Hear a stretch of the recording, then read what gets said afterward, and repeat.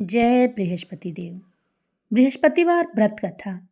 बृहस्पतिवार का दिन भगवान विष्णु को समर्पित है। कहते हैं कि जो व्यक्ति हर गुरुवार भगवान विष्णु की पूजा करता है और गुरुवार की कथा सुनता है, गुरु बृहस्पति की और भगवान विष्णु की कृपा से उनकी सभी परेशानियां दूर हो जाती हैं। लेकिन गुरुवार की व्रत कथा और पूजा के कुछ नियम हैं जिनका बड़ी ही सावधानी से पालन करना चाहिए। आइए जानते हैं गुरुवार के व्रत कथा और व्रत से जुड़े नियम।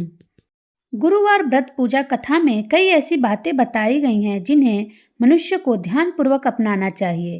कहते हैं जो व्यक्ति श्रद्धा भाव से गुरुवार को भगवान विष्णु की पूजा करता है और गुरुवार व्रत की कथा कहता है और सुनता है, उसकी गरीबी दूर हो जाती है और कष्ट को भगवान विष्णु दूर कर देते हैं। जीवन में सुख समृद्धि के लिए गुरुवार के दिन आप भी इस गुरुवार व्रत की कथा सुनें। आइए सुनते हैं। बृहस्पतिवार के दिन सूर्योदय से पहले ही उठें और नित्य कर्म से निवृत्त होकर पीले रंग के वस्त्र पहनें। इसके बाद पूरे घर में गंगा जल छिड़कें। इसके बाद पूजा घर में श्री हरि विष्णु की मूर्ति या चित्र स्थापित करें।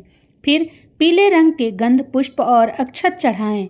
इसके बाद चना गुड़ और मुनक्का चढ़ाकर विधि विधान से पूजन शुरू करें। इसके बाद ओम नमो भगवते वासुदेवाय का जाप करें। मंत्रोच्चार के बाद बृहस्पतिवार व्रत की कथा पढ़ें। आइए सुनते हैं बृहस्पतिवार व्रत कथा। प्राचीन समय की बात है। भारतवर्ष में एक राजा राज्य करता था। वह बड़ा प्रतापी और दानी था। वह नित्य गरीबों और ब्राह्मणों की सेवा सहायता किया करता था। वह प्रतिदिन मंदिर में भगवान दर्शन करने जाता था, लेकिन यह बात उसकी रानी को अच्छी नहीं लगती थी। वह न ही पूजन करती थी और न ही दान करने में उसका मन लगता था। एक दिन राजा शिकार खेलने वन को चले गए थे, तो रानी और दासी महल में अकेली थी। उसी समय बृहस्पति देव साधु वेश में राजा के महल में भिक्षा के लिए गए और भिक्षा मांगी तो रानी ने भिक्षा देने से मना कर दिया। रानी ने कहा, हे साधु महाराज, मैं तो दान पुण्य से तंग आ गई हूँ। इस कार्य के लिए मेरे पतिदेव ही बहुत हैं। अब आप ऐसी कृपा करें कि सारा धन नष्ट हो जाए तथा मैं आराम से रह सकूं। साधु ने कहा, हे देवी, तुम तो बड़ी विचित्र हो। धन और संतान से कौन दुखी होता है? इसकी तो सभी कामना करते हैं। पापी भी पुत्र और धन की इच्छा करता है। अगर तुम्हारे पास धन अधिक है तो भूखे मनुष्यों को भोजन कराओ, प्याऊ लगवाओ, ब्राह्मणों को दान दो, कुआं, तालाब, बावड़ी, बाग बगीचे आदि का निर्माण कराओ, मंदिर, पाठशाला, धर्मशाला बनवाकर दान दो, निर्धनों की कुंवारी कन्याओं का विवाह कराओ, साथ ही यज्ञ आदि कर्म करो, अपने धन को शुभ कर्मों में खर्च करो। ऐसा करने से तुम्हारा नाम परलोक में भी सार्थक होगा एवं स्वर्ग की प्राप्ति होगी। लेकिन रानी पर उपदेश का कोई प्रभाव न पड़ा। वह बोली, महाराज, मुझे ऐसे धन की भी आवश्यकता नहीं जिसको मैं अन्य लोगों को दान देती फिरूं, जिसको रखने और संभालने में मेरा सारा समय नष्ट हो जाए, तथा आप ऐसी कृपा करें कि सारा धन नष्ट हो जाए तथा मैं आराम से रह सकूं। साधु ने उत्तर दिया, यदि तुम्हारी ऐसी इच्छा है तो जैसा मैं तुम्हें बताता हूँ तुम वैसा ही करना। बृहस्पतिवार को घर को गोबर से लीपना, अपने केसों को पीली मिट्टी से धोना, राजा से कहना वह बृहस्पतिवार को हजामत बनवाए, भोजन में मांस मदिरा खाना, कपड़ा धोबी के यहाँ धुलने के लिए देना। ऐसा करने से 7 बृहस्पतिवार में ही आपका सारा धन नष्ट हो जाएगा। इतना कहकर वह साधु महाराज वहां से अंतर्ध्यान हो गए। इसके बाद रानी ने वही किया जो साधु ने बताया था। 3 बृहस्पतिवार ही बीते थे कि उसका समस्त धन संपत्ति नष्ट हो गया और भोजन के लिए राजा रानी तरसने लगे। तब एक दिन राजा ने अपनी रानी से कहा कि हे रानी, तुम यहाँ पर रहो, मैं दूसरे देश को जाता हूँ, चाकरी के लिए चला जाऊं, क्योंकि यहाँ पर मुझे सभी मनुष्य जानते हैं, इसलिए मैं कोई कार्य भी नहीं कर सकता। देश चोरी परदेश भीख बराबर है। ऐसा कहकर राजा परदेश चला गया। वहाँ जंगल को जाता और लकड़ी काट कर लाता और शहर में बेचता। इस तरह जीवन व्यतीत करने लगा। इधर राजा के बिना रानी और दासी दुखी रहने लगी। किसी दिन भोजन मिलता और किसी दिन जल पीकर ही रह जाती। एक समय जब रानी और दासियों को 7 दिन बिना भोजन के रहना पड़ा तो रानी ने अपनी दासी से कहा, हे दासी, पास ही के नगर में मेरी बहन रहती है, वह बड़ी धनवान है, तू उसके पास जा और 5 सेर बेशर मांग ला, ताकि कुछ समय के लिए थोड़ा बहुत गुजर बसर हो जाएगा। दासी रानी की बहन के पास गई। उस दिन बृहस्पतिवार था। रानी की बहन उस समय बृहस्पतिवार की कथा सुन रही थी। दासी ने रानी की बहन को अपनी रानी का संदेश दिया, लेकिन रानी की बहन ने कोई उत्तर नहीं दिया। जब दासी को रानी की बहन से कोई उत्तर नहीं मिला तो वह बहुत दुखी हुई, उसे क्रोध भी आया। दासी ने वापस आकर रानी को सारी बात बता दी। सुनकर रानी ने कहा कि हे दासी, इसमें उसका कोई दोष नहीं। जब बुरे दिन आते हैं तब कोई सहारा नहीं देता। अच्छे बुरे का पता विपत्ति में ही लगता है। जो ईश्वर की इच्छा होगी वही होगा। यह सब हमारे भाग्य का दोष है। यह सब कहकर रानी ने अपने भाग्य को कोसा। उधर रानी की बहन ने सोचा कि मेरी बहन की दासी आई थी, परंतु मैं उससे नहीं बोली, इससे वह बहुत दुखी हुई होगी।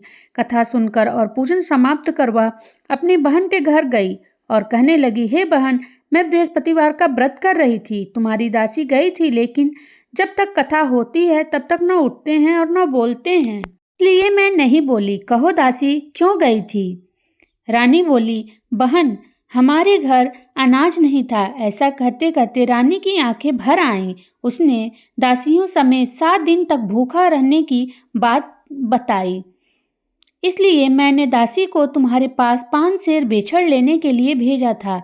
रानी की बहन बोली, बहन देखो, बृहस्पति देव सबकी मनोकामना पूर्ण करते हैं। देखो, शायद तुम्हारे घर में ही अनाज रखा हो।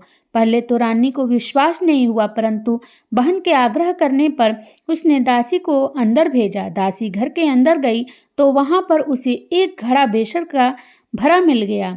उसे बड़ी हैरानी हुई। उसने बाहर आकर रानी को बताया। दासी रानी से कहने लगी, हे रानी, जब हमको भोजन नहीं मिलता तो हम व्रत ही तो करते हैं, इसलिए क्यों न इनसे व्रत और कथा की विधि पूछ ली जाए और हम भी यह व्रत किया करेंगे। दासी के कहने पर रानी ने अपनी बहन से बृहस्पतिवार व्रत के बारे में पूछा। उसकी बहन ने बताया, बृहस्पतिवार के व्रत में चने की दाल, गुड़ और मुनक्का से विष्णु भगवान का केले के वृक्ष की जड़ में पूजन करें तथा दीपक जलाएं और कथा सुने। उस दिन एक ही समय भोजन करें। भोजन में पीले खाद्य पदार्थ का सेवन जरूर करें, इससे गुरु भगवान प्रसन्न होते हैं, अन्न, पुत्र और धन का वरदान देते हैं, साथ ही सभी मनोकामनाएं पूर्ण करते हैं। व्रत और पूजन की विधि बताकर रानी की बहन अपने घर लौट आई। रानी और दासी दोनों ने निश्चय किया कि बृहस्पति देव भगवान का पूजन जरूर करेंगे। 7 रोज बाद जब बृहस्पतिवार आया तो उन्होंने व्रत रखा। घुड़साल में जाकर चना और गुड़ बीन लाई तथा उसकी दाल से केले की जड़ तथा विष्णु भगवान का पूजन किया। अब पीला भोजन कहाँ से आए? दोनों बड़ी दुखी हुई, परंतु उन्होंने व्रत किया था, इसलिए बृहस्पति देव भगवान प्रसन्न थे। एक साधारण व्यक्ति के रूप में वे 2 थालों में पीला भोजन लेकर आए और दासी को देकर बोले, हे दासी, यह भोजन तुम्हारे और रानी के लिए है, इसे तुम दोनों ग्रहण करना। दासी भोजन पाकर बहुत प्रसन्न हुई। उसने रानी से कहा, चलो रानी जी, भोजन कर लो। परंतु रानी को भोजन आने के बारे में कुछ भी नहीं पता था, इसलिए उसने कहा कि जा तू ही भोजन कर, क्योंकि तू व्यर्थ में मेरी हंसी उड़ाती है। तब दासी ने कहा, एक व्यक्ति भोजन दे गया है। तब रानी ने कहा, वह व्यक्ति तेरे ही लिए भोजन दे गया है, तू ही भोजन कर। तब दासी ने कहा, वह व्यक्ति हम दोनों को 2 थालों में भोजन दे गया है, इसलिए मैं और आप दोनों ही साथ साथ भोजन करेंगी। यह सुनकर रानी बहुत प्रसन्न हुई और दोनों ने गुरु भगवान को नमस्कार कर भोजन प्रारंभ किया।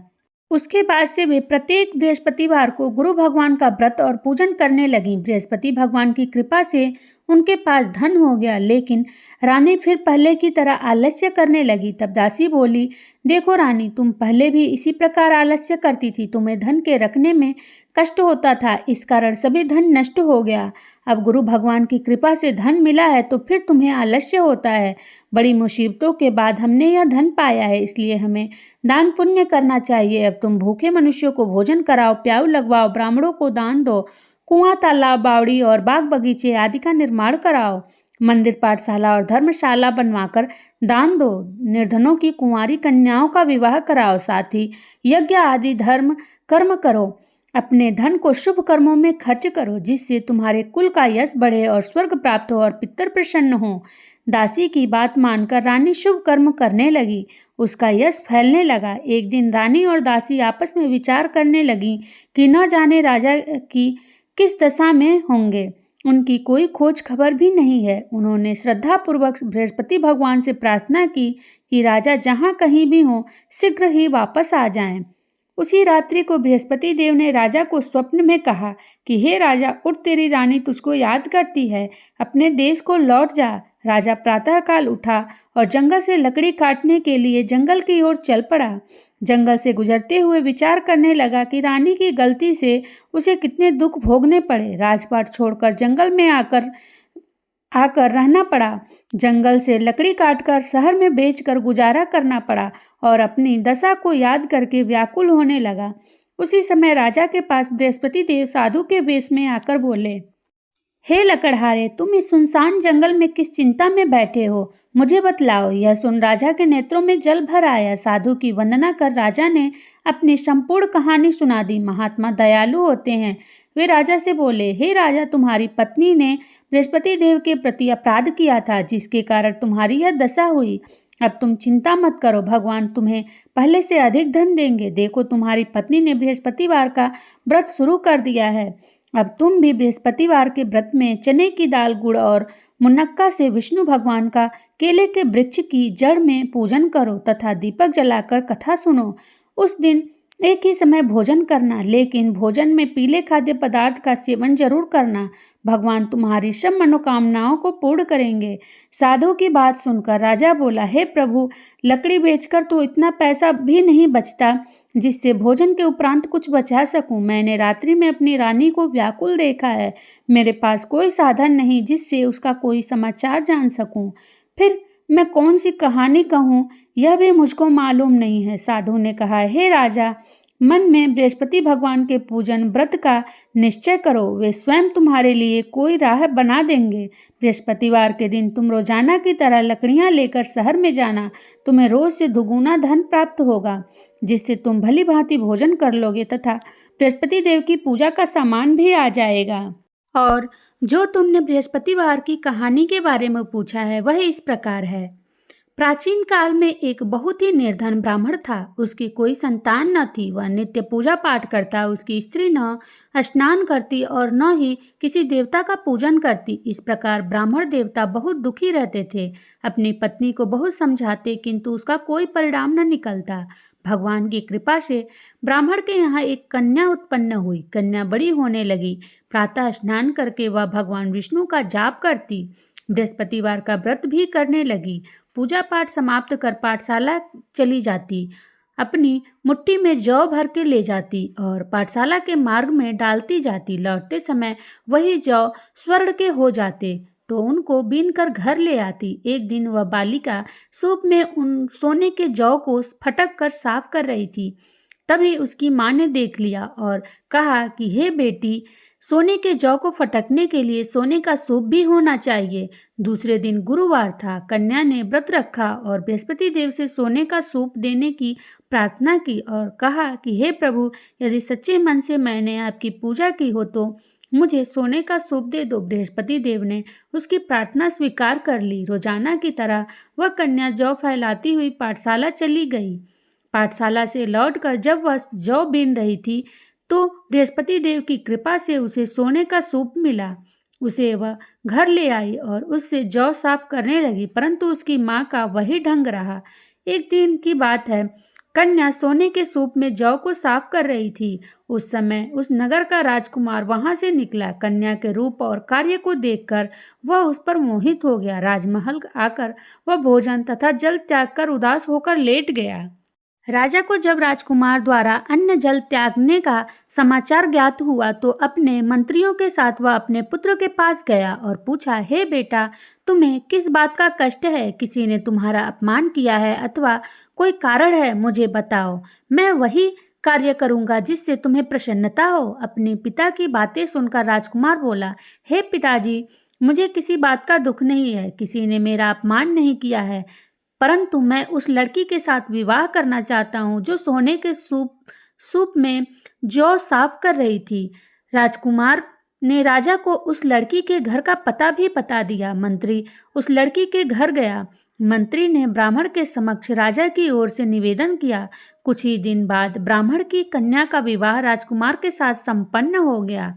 कन्या के घर से जाते ही ब्राह्मण के घर में पहले की भांति गरीबी का निवास हो गया। एक दिन दुखी होकर ब्राह्मण अपनी पुत्री से मिलने गए। बेटी ने पिता की अवस्था को देखा और अपनी माँ का हाल पूछा। ब्राह्मण ने सभी हाल कह सुनाया। कन्या ने बहुत सा धन देकर अपने पिता को विदा कर दिया, लेकिन कुछ दिन बाद फिर वही हाल हो गया। ब्राह्मण फिर अपनी कन्या से के यहाँ और सभी हाल कहता।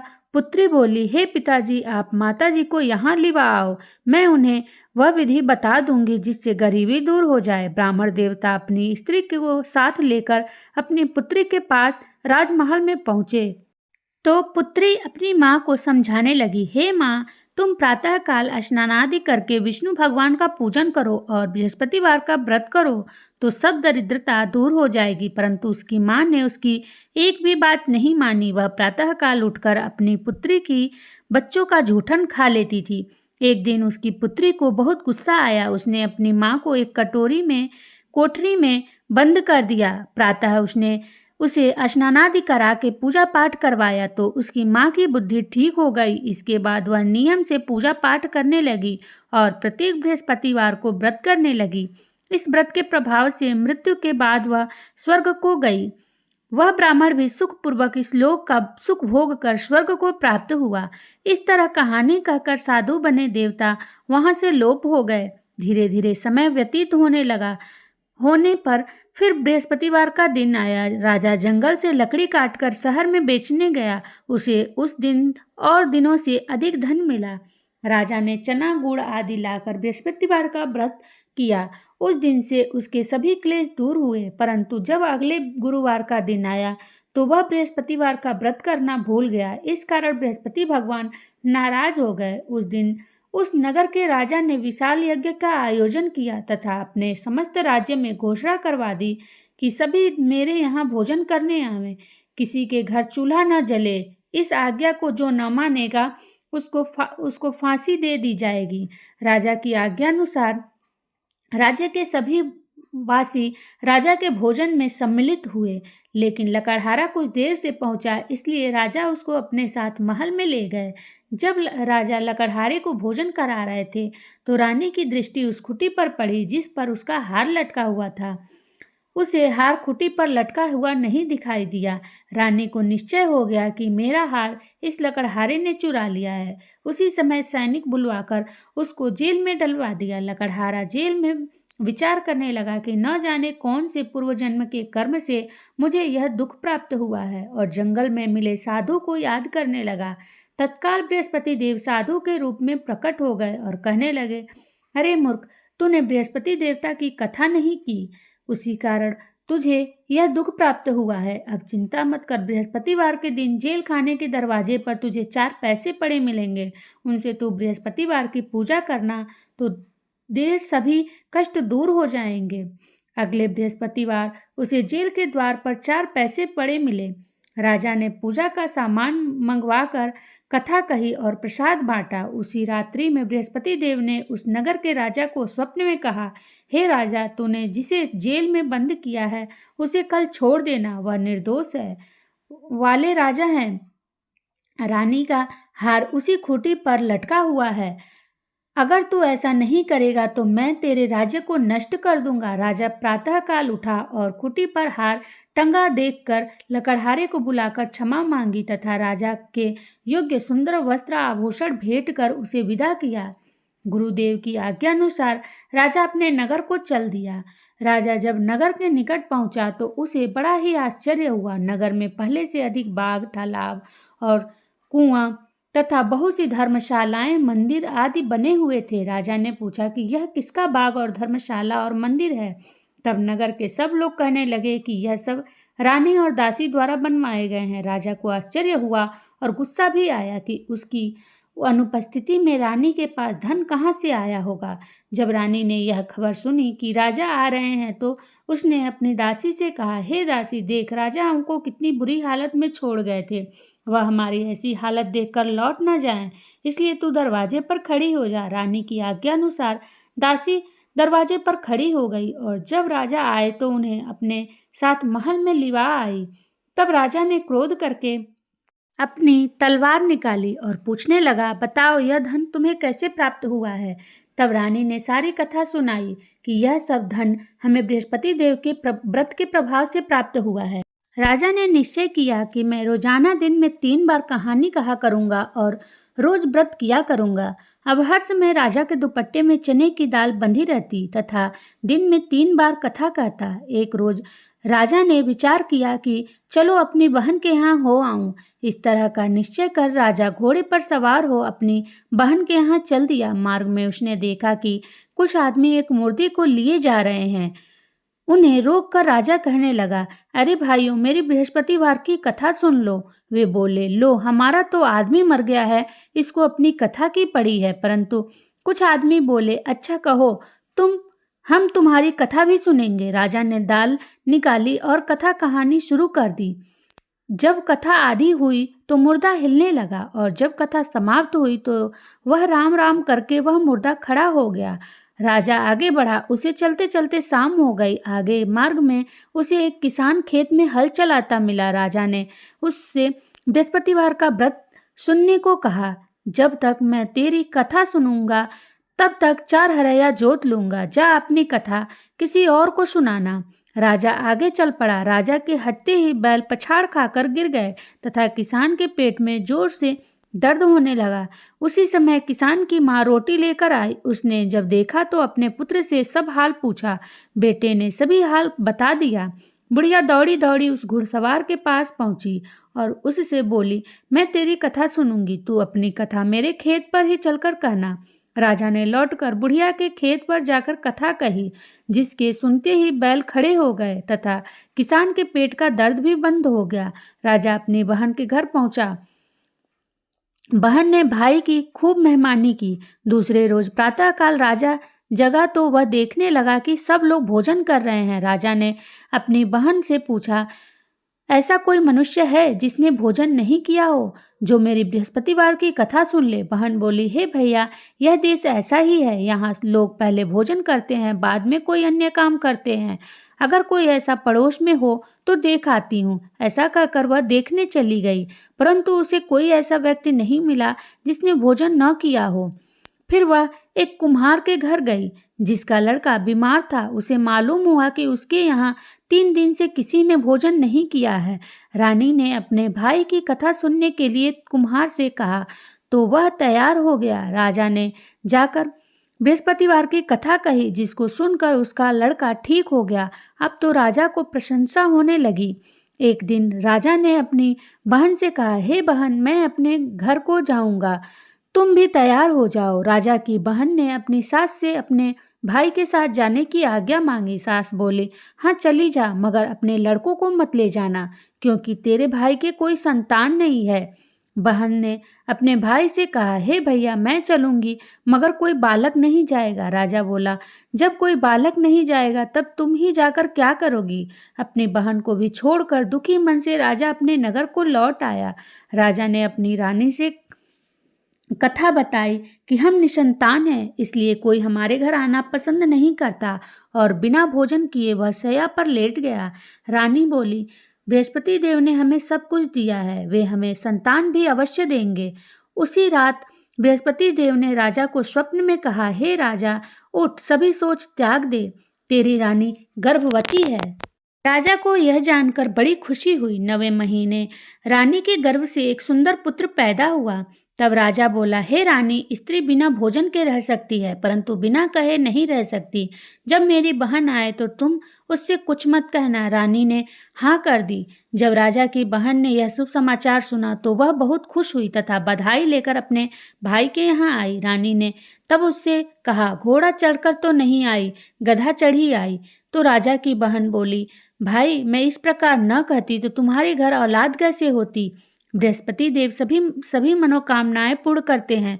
जो सद्भावना पूर्वक बृहस्पतिवार का व्रत करता है एवं कथा पढ़ता है अथवा सुनता है और दूसरों को सुनाता है, बृहस्पति देव उसकी सभी मनोकामनाएं पूर्ण करते हैं, उनकी सदैव रक्षा करते हैं। जो संसार में सद्भावना से गुरुदेव का पूजन एवं व्रत सच्चे हृदय से करते हैं, उनकी सभी मनोकामनाएं वैसे ही पूर्ण होती हैं जैसे सच्ची भावना से रानी और राजा ने बृहस्पति देव की कथा का गुणगान किया तो उनकी सभी इच्छाएं बृहस्पति देव जी ने पूर्ण की। इसलिए सबको कथा सुनने के बाद प्रसाद लेकर जाना चाहिए, हृदय से उनका मनन करते हुए। जय बृहस्पति देव। अगर आपको वीडियो पसंद आए तो प्लीज़ लाइक, कमेंट, शेयर और चैनल को सब्सक्राइब करना ना भूलें।